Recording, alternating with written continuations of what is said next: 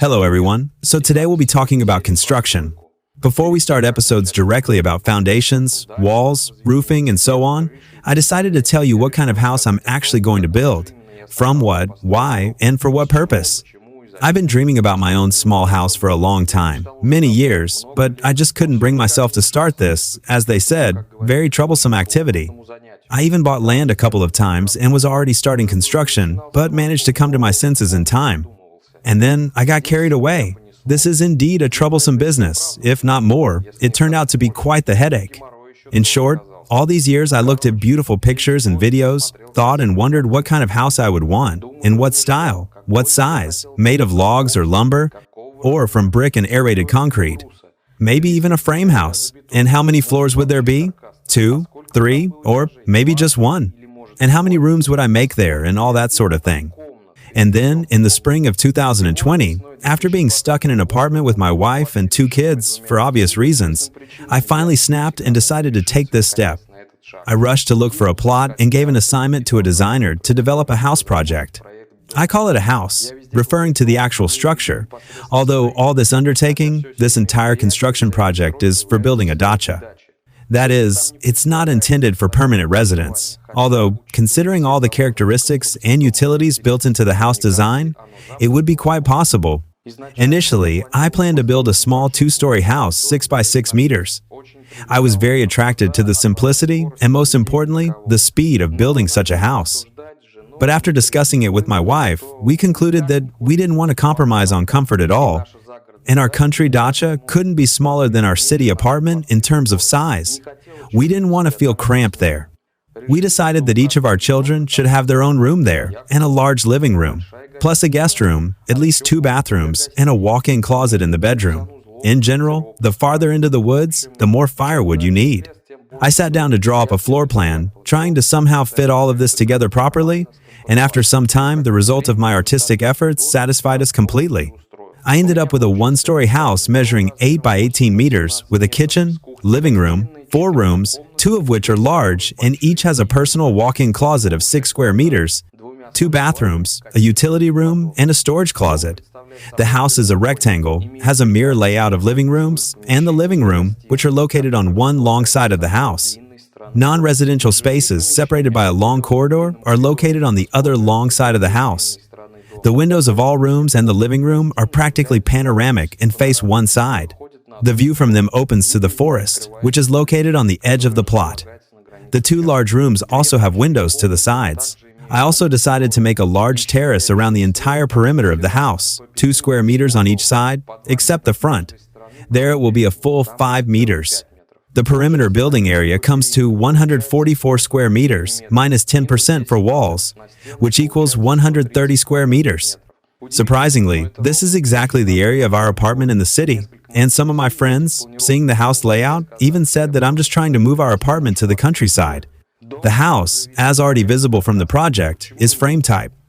Why exactly? Yes.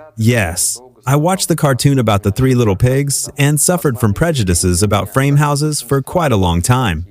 My main complaints, like most people's, were seemingly flimsy construction, lack of feeling of solidity and strength, fire hazard, vulnerability to mechanical impact, a drunk driver going into your house with a car, and, hello, complete destruction. Or, having a chainsaw, you can make a hole in the wall in a couple of minutes, or the wind will blow it away completely. Well, there's actually some truth to all of this. Frame houses are not as substantial as stone ones and are more vulnerable, but not to the extent that you should refuse their advantages because of this. Moreover, the aforementioned complaints, if you think about it, are exactly prejudices. The structure of a frame house, if done correctly, isn't as flimsy as it might appear at first glance, and it easily withstands our weather conditions. Its fire hazard, when treated, is no higher than that of a house made of lumber, logs, or stone. Oh, right, after a fire in a stone house, its frame will remain standing. And what do you do with it then? Well, regarding a car crash or a saw, that's in the realm of bricks falling on heads. Moreover, if someone decides to crash into my house, they'll simply smash their car against the concrete terrace pile, never making it to the house. Unless they're driving a Kamaz truck. Well, if so, then even a brick house would be done for. Regarding burglar resistance, I haven't heard of any burglar yet who would try to smash through a wall. If someone decides to break into a house, it will probably be done in the simplest way through windows, which exist in houses made from any material. Now about the sensations when being inside the house. Frame houses really do have a feeling of unreliability, flimsiness, hollowness, sometimes even swaying. The source of these sensations is only one thing: the foundation. If the foundation is pile screw without metal binding, you'll get that swaying. Here, everything is simple. Just pour the slab and that's it. No swaying or flimsiness. If the foundation is pile-based, but made properly with metal binding, or if these piles are concrete, there also won't be any swaying. But you need to keep in mind that with weak binding and sparse floor joist spacing, there will be bounce. Accordingly, we make normal binding and joists. For example, my binding consists of 3 boards, 200 by 50 millimeters, which stand on concrete piles. The joists are also made of 200 by 50 millimeter boards, and the distance between them is 40 centimeters. And although this doesn't compare to a slab, I don't feel any flimsiness. Now with the second floor ceiling in a frame house, it's worse. If in a stone house, you can also use a slab, here there are no alternatives, only joists.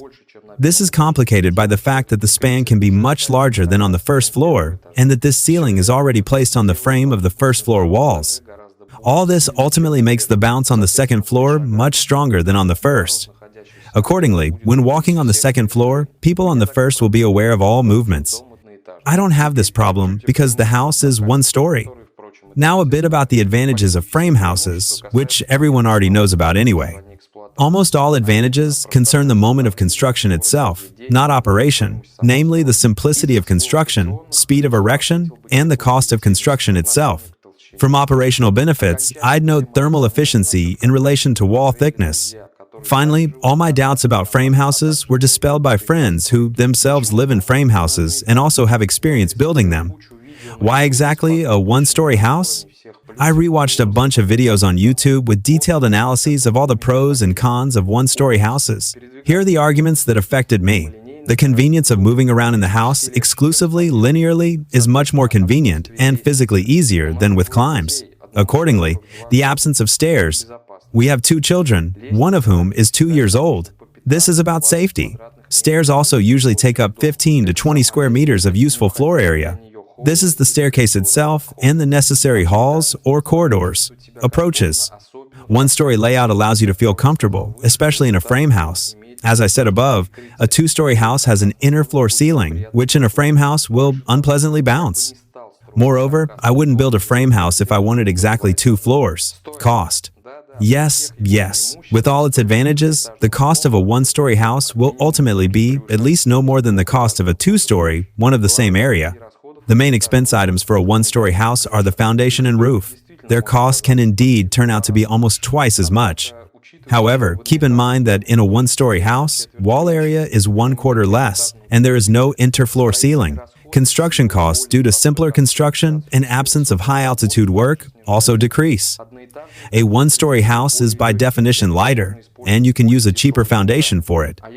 And if, for example, building a brick house, wall thickness can be reduced from 380 to 250 millimeters, which also reduces material and labor costs.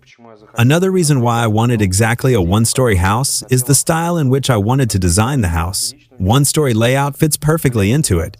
Looking at pictures, projects on construction websites, YouTube videos, and driving past our typical villages and settlements, I realized I was already sick and tired of all these birdhouse-style houses.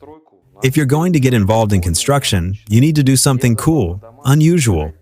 And I fell in love with houses in high-tech style, characterized by minimalism, proper rectangular forms, large area of glazing, flat roof, contrasting black and white color scheme, plus wood, and a huge terrace. I liked all this very much, and that's where I stopped. For building the house, I called my friends, professional builders. I also decided to work with them as part of the crew. Well, I decided that I wanted to spend summer exactly this way, in the fresh air, doing physical work, and also wanted to see everything with my own eyes, control it, learn something new. Well, that's all for today. Subscribe to the channel. Write in the comments what you agree with and what you disagree with. Like and dislike. See you next time.